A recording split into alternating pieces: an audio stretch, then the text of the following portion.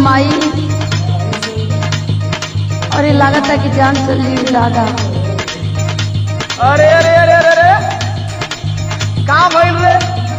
चुपचाप सूते के तकाल लगरी पाड़ी माथी सुपर रे। तू मरद हुआ कि बरद हुआ हो, तोहरा नहीं खे बुझात।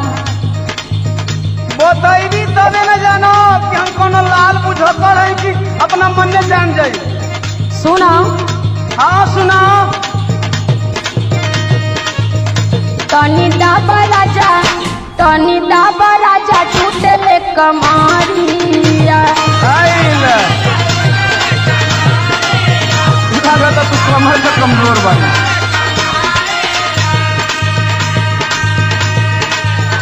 कबो नीचे टूटे कबो ऊपरिया, कबो नीचे टूटे कबो ऊपरिया।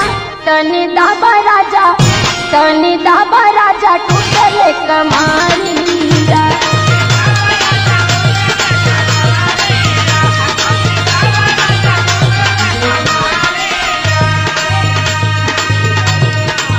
सही मेरे तोरा तोरा बुखर गइल बा। तुमके मजाक लगता?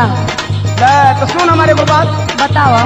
कमर टूटी नहीं, कमर टूटी नहीं तो कमर टूटी नहीं, खाना तू दवाइया। और ये लगला सहज उपाय बतावे। और कौन उपाय बता? पतनी दवाई खा भाई नहीं के ठीक हो। दिक्कत खाट करे लेट जो तू भूइया, दिक्कत खाट करे लेट जो तू भूइया। कमर टूटी नहीं हो, कमर टूटी नहीं तो कमर टूटी नहीं, खाना